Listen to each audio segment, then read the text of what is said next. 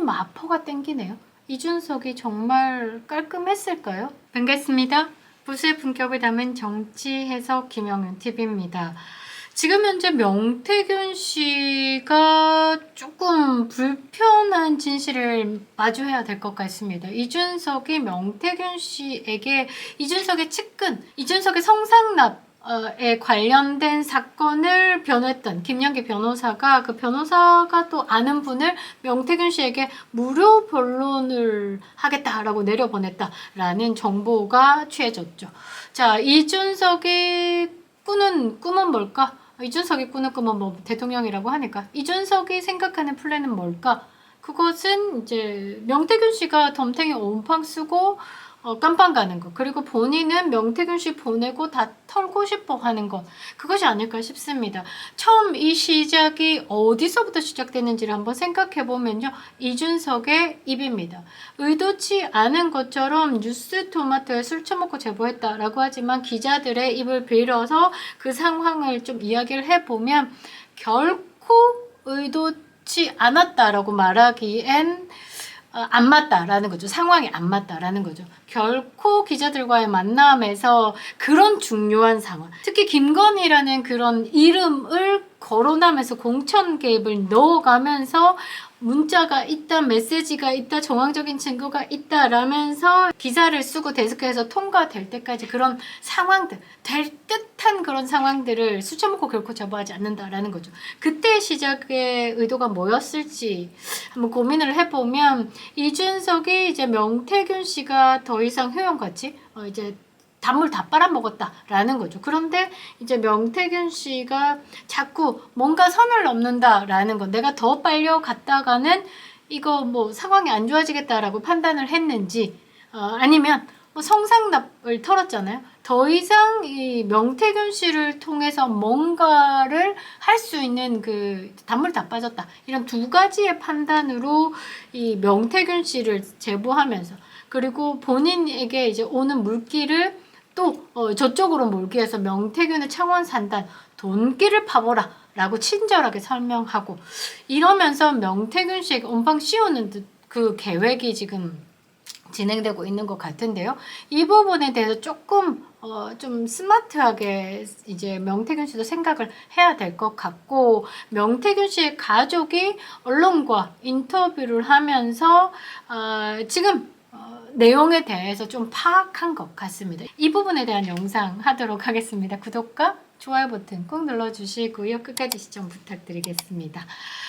명태균 씨의 배우자께서 언론과 인터뷰를 했습니다. 사실 그 김소윤 변호사가 명태균 씨에게 이제 해촉을 당했지만, 그래도 김소윤 변호사는 지금 방송에 나와서 명태균 씨가 잘못한 부분이 있는 부분은 이제 변호사 입장에서는 이제 최대한 이제 노출을 덜 해야 되는 부분, 그런데 부당하게 더 그 죄를 더 더해지는 거, 이제 명태균 씨의 죄가 아니라 다른 사람의 죄까지 얹어지는 부분에 대해서는 제대로 쳐야 하는데, 지금 그런 상황에서 조금 이제 명태균 씨가 불안하다, 또는 너무 많은 이야기를 굳이 할 필요가 없는 부분에 대해서 말을 아끼지 않는다, 걱정이 된다라고 이제 인터뷰를 하더라고요. 이런 부분에 대해서 조금 이제 소통의 길이 막히다 보니까 그런 답답함을 좀 표출하신 것 같은데, 배우자가 이런 이야기를 합니다. 남편은 조용히 살기를 원했다. 그러니까 항상 뒤에 숨어있고 나는 그림자 같은 사람이다 라고 이야기를 했죠. 그런데 이준석 때문에 우리 일상이 다 망가졌다 라고 토로했습니다. 처음 시작부터. 그래서 제가 이 명태균의 게이트? 아니요, 이건 이준석 게이트다. 이 시발점은 누구? 이준석이다 라고 계속 얘기를 드린 겁니다. 자, 명태균 씨 배우자가 이렇게 얘기합니다. 남편은 진짜 돈 한 푼 안 받고 일했다. 제가 그 때문에 잔소리를 해도 화를 안 낸다. 딱 한 사람, 김영선 전 의원한테만 화내는 모습을 봤다 라고 전했습니다. 그리고 김영선 의원한테 화낸 이유가 뭘까에 대한 질문에는 남편도 자기 돈이 아닌 빌린 돈을 준 거다. 그런데 제 날짜에 갚지 않으니까 명태균 본인도 신뢰가 깨진다. 그래서 김영선 의원에게 화를 냈는데, 알고 보니 김영선 전 의원의 재산이 그렇게 많은지 남편도 나중에 알았다. 라고 하더라. 그러니까 이 화냈던 부분에 대해서 김영선 의원이 충분히 갚을 수 있음에도 불구하고 그 부분에 대해서 이제 뭔가 이렇게 이제 딜레이 했다 이 말이겠죠. 그 부분에 대해서 이제 명태균 씨가 화를 냈다. 그러니까 충분히 남편의 입장에서 분명히 이야기할 수 있습니다. 그리고 남편은 눈에 띄기 싫어하는 사람이다. 그림자라고 하죠. 사진 찍히는 것도 싫어한다. 남편이 원해서 수면 위로 올라온 게 아니라 누군가 의해서 올라온 거다. 제가 억울해서 남편 보고 이준석한테 한마디 해야 하는 거 아니냐.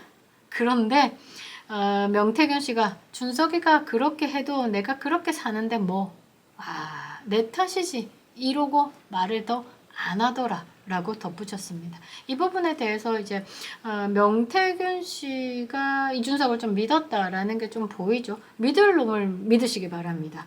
아무튼 뭐 명태균 씨가 사명감으로 일했는데 그를 모르쇠하는 정치인들이 야속하다라는 취지의 말을 했습니다. 가장 좀 야속한 사람이 누구겠습니까? 김종인이죠.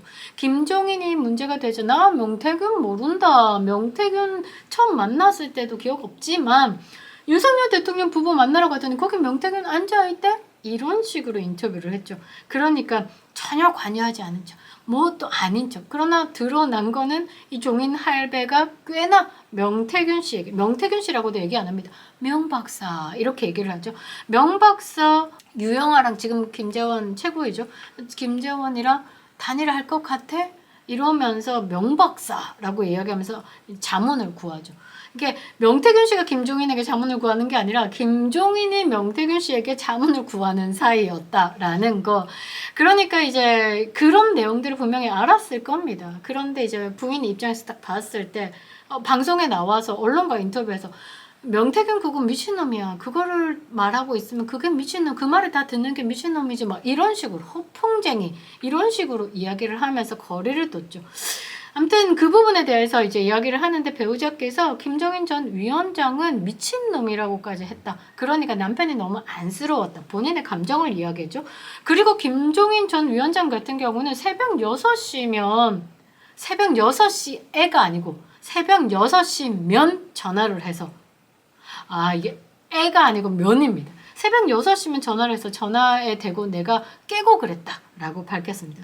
본인의 필요에 따라서 이제 명태균을 취하고 본인의 필요에 따라서 명태균을 버리고 인간성이 드러나는 부분이 아닌가 싶습니다. 그리고 명태균 씨가 본인이 숨겨놓은 폰이 있다, 뭐 황금 폰이 있다, 막 이런 부분에 대해서는 이제 솔직하게 이야기를 했네요. 배우자께서. 남편이 말한 대로 기사 나온 적이 한 번도 없다. 기자들한테 상처를 많이 받아서 약이 바짝 올랐다. 죄 없는 나를 이렇게 골탕 먹이는데 나는 왜 그렇게 못하냐? 라면서 숨겨놓은 전화가 있는 것처럼 말한 거다. 그거에 발목 잡혀버렸다. 그러니까 본인의 말에 본인이 발목을 잡혔다 이 말이겠죠. 그리고 시아버지 무덤 없고 화장했다 이렇게 이야기를 합니다. 제 진실을 이야기를 하는데 처음에 명태균 씨가 이준석 때문에 부각이 됐을 때 그 장성철이라는 분이 명태균 씨를 뭐라고 했냐면 주술인이다 이런 식으로 역학자 이런 것도 아니고 주술인에 가깝게 이야기를 해서 그 부분에 대해서 아마 명태균 씨가 발끈했던 것으로 저는 기억을 하는데 아마 명태균 씨 입장에서는 나는 충분히 정치 컨설팅으로 많은 의원들에게 도움을 줬다라고 생각하는 부분. 그 와중에 조금의 이제 허세가 들어간 거죠. 내가 그랬고, 그랬고. 그런 상황에서 본인의 기여도가 좀 있다라고 생각을 하는 사람인데 갑자기 저쪽에서는 정치 브로커, 그 다음에 주술인, 뭐 욕술인 이런 것으로 막 폄하해 버리니까 기분이 상당히 나빴을 수도 있고 그런 거를 또 기사가 막 써가지고 막 적어내니까 그런 기자들한테 약이 바짝 올랐을 수도 있고 그러니까 좀 시선을 교란하고 아니면 뭐 장난스럽게 내가 뭐 이만큼 들고 있으면서 황금폰에 대한 이야기를 했는데 그것 때문에 지금 좀 발목 잡힌 부분인데 그런 거 없다. 이제 시아버지도 무덤이 없다. 화장을 했다. 이렇게 이제 사실을 이야기를 합니다. 그러고 명태균 씨가 대통령 부부에 관해서 폭로할 게 더 있다. 내가 뭐 폭로를 하면 한 달 안에 뭐 하야래 막 이렇게 하는 부분에 대해서 없다. 없어요. 구치소에 들어가고 나면 이렇게 저렇게 하겠다라는 계획이 있었으면 좋겠는데 사실 아무것도 없어요. 이제 부인 입장에서는 애가 셋입니다. 어린 애기도 있고 그러니까 지금 남편이 안쓰러운 거예요. 그러니까 본인의 무게가 있겠죠. 검찰이 봤을 때 법을 위반한 부분이 있다라고 판단하고 지금 계속 조사를 하고 있는 상황. 22일 오늘 같은 게 오후부터 이제 조사가 들어가죠. 그리고 구속 기간이 또 연장이 됐습니다. 그런데 본인이 가지고 있는 그런 이제 혐의 의혹들에 대해서 보다 더 많은 무게를 안고 있다는 부분에 대해서 조금 걱정이 되는 부분을 조금 표명한 것이 아닌가 싶기도 합니다. 그리고 오죽했으면 남편한테 이렇게 얘기했다. 나중에 이 정권 끝나면 당신 잡혀가는 거 아니냐? 민주당의 공익제보자로 해가지고 가지고 있는 거 다 폭로하자라고도 이야기를 했다라는 것이죠. 그런데 이제 명태균 씨는 폭로는 무슨 폭로냐, 폭로할 게 어디 있느냐라고 이제 부인을 안심을 시키는 거죠. 그렇게 했다라면서 지금 배우자 입장에서 사실 이게 그냥 평온하게 살 수 있는 것을 약간 뭐 경선이니 이제 좌파 진영에서 좋아하는 지금 딱 먹잇감이잖아요. 윤석열 부부에 대한 타겟을 딱 설정하고 명태균을 이용한다라는 부분에 대해서 굉장히 불안감이 있을 것 같습니다. 거기에 입맛대로 뭔가 맞춤형으로 움직이는 게 이준석. 왜? 이준석이 드러날 부정을 지금 명태균 씨한테 다 온팡 씌우는 것이 아닌가 싶기도 하죠. 자, 모든 권력은 국민으로부터 나온다라는 그 명태균 씨의 말의 의미가 무엇일까 뭐 고민을 좀 많이 하는데 저는 사실 아무 의미는 없는 것 같습니다. 나도 국민의 한 사람이야. 그런데 조금 뭐 기여했으니 좀 잊지 말아주세요 정도로 이야기를 하는 것이 아닌가 정도로 보고 있는데 지금 이 부분은 사실 명태균 씨라는 개인이 이렇게 중앙 정치까지 연결하기 어려웠을 겁니다.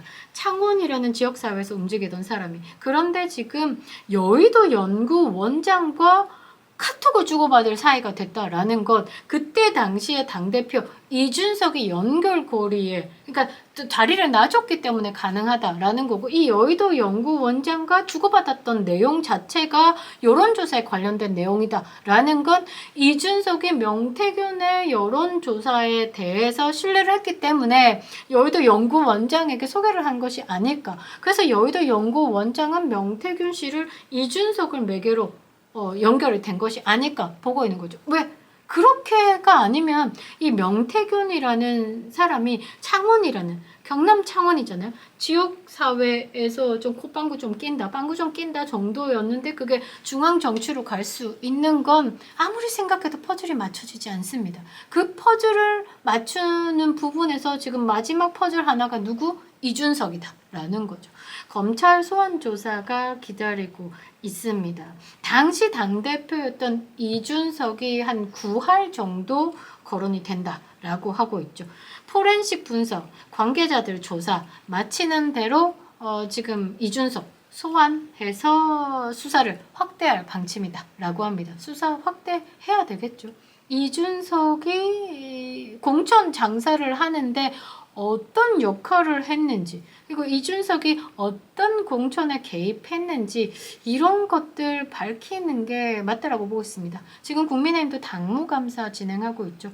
그때 당시에 솔직히 막 들리는 말 굉장히 지저분했습니다. 대표적으로 뭐 강남구청장, 그 다음에 마포구청장. 마포는 김무성의 나와바리죠. 이준석이 당대표 하겠다라고 발표한 곳이 김무성의 사무실이고 당대표 시절에 이제 선거 사무실로 사용했던 게 유승민 사무실이었다라는 거. 왠지 마포가 땡기네요. 이준석이 정말 깔끔했을까요? 앞으로 상황 지켜보도록 하겠습니다. 김영윤TV였습니다.